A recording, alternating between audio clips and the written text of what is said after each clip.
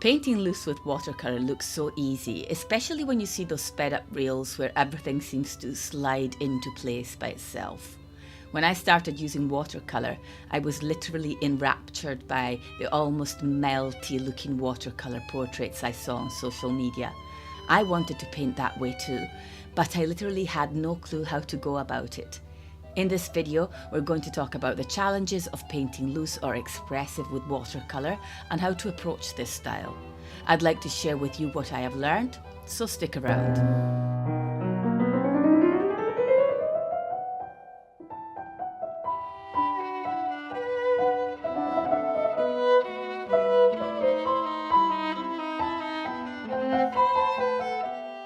By the way, my name is Fiona De Pinto and this is Drawings in a Drawer. On here we talk about everything watercolour, so if that is something that you might be interested in, make sure to click on that notification bell so you won't miss any of my future uploads. And now, let's get into it.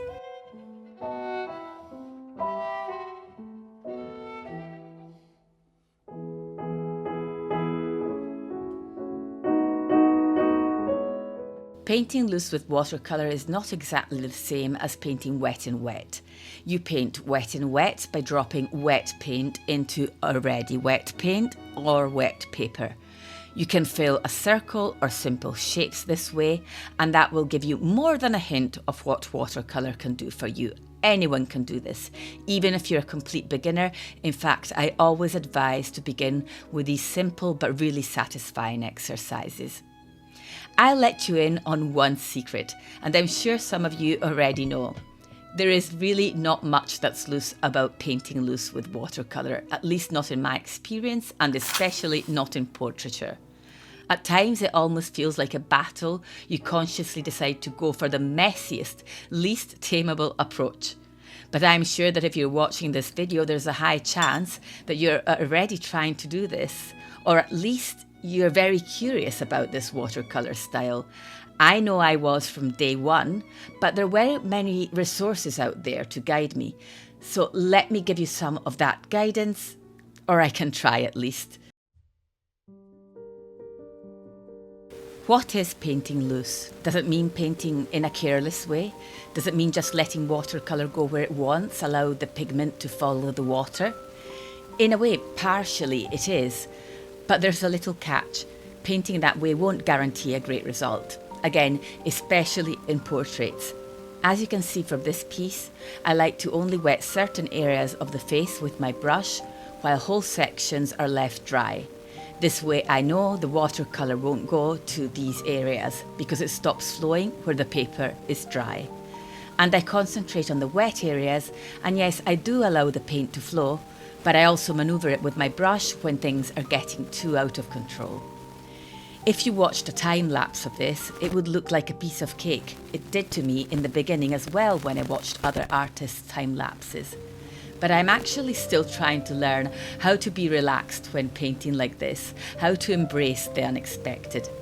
However, placing your wet brush strokes across the eyes, lips, nose and forehead will give you a good starting off point to start experimenting with this fascinating technique that always holds an element of surprise.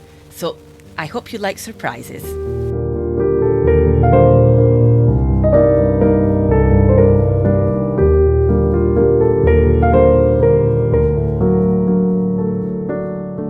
Lost and found edges are not a must of painting loose, but they definitely help to nudge your art in that direction.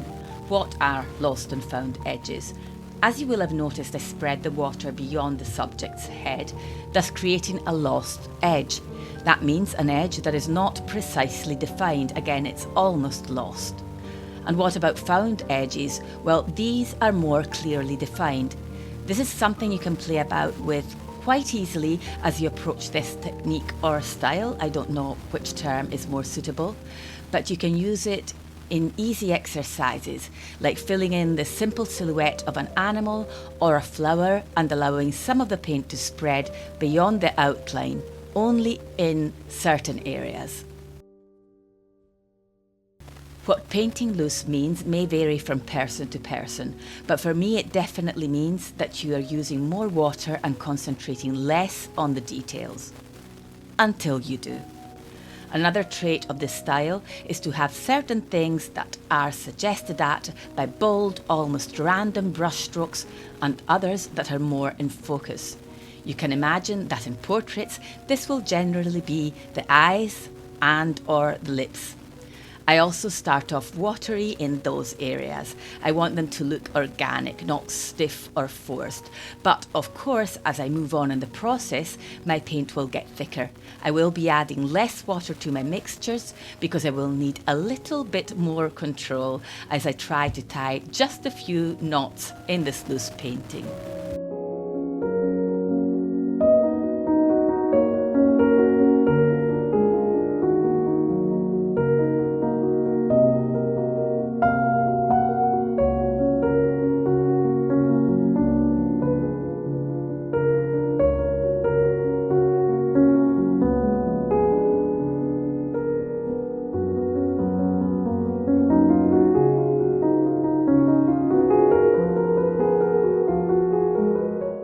Yes, I'm sure that like a lot of you in the beginning, when I saw these paintings online, I thought, I can totally do that. But where there's precision, where there are defined outlines, we have to concentrate for sure, but we are more on a straight path and we know where we are going, mostly.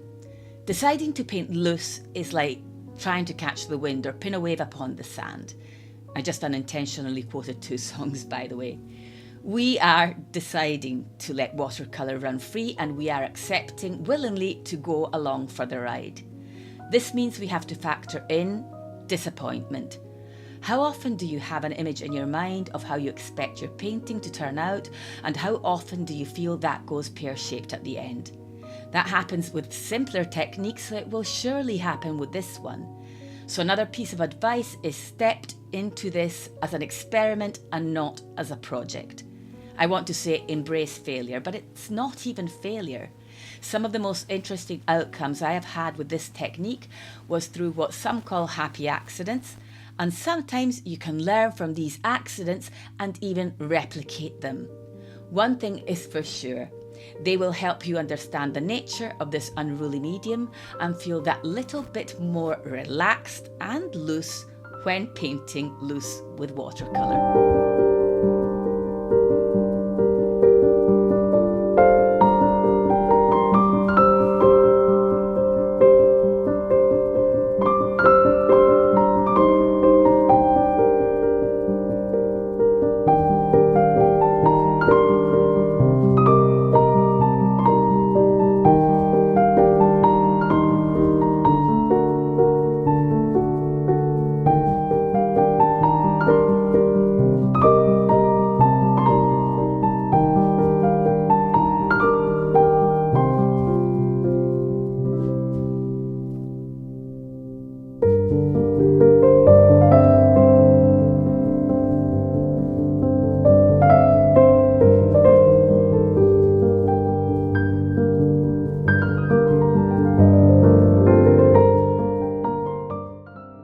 Another useful tip is to start off by using a larger brush compared to what you are used to.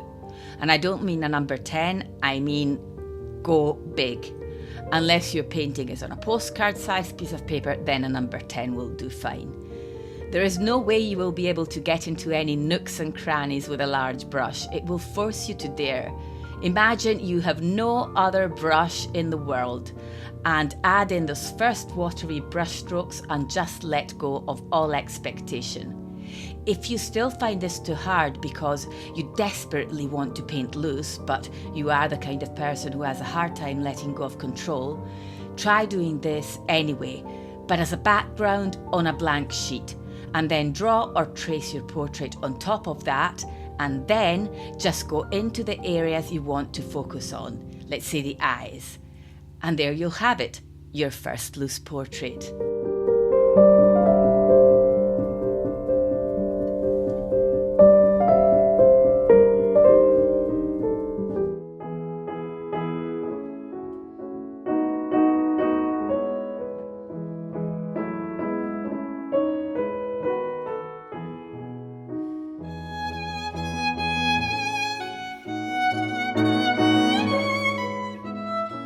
Last week you got a longer video, this week's a little shorter. Either way, I hope I was able to give you some useful tips. Feel free to ask questions in the comments. I love reading your comments. If you want to connect with me and join an amazing art community with loads of live events and recorded tutorials, check the links down below and you will find several ways to connect with me. But before I go, don't forget to always play, or art may become more of a task to you than an outlet for your emotions and your creativity, and a beautiful space to carve out for yourself, because you deserve that. See you next week, and bye for now.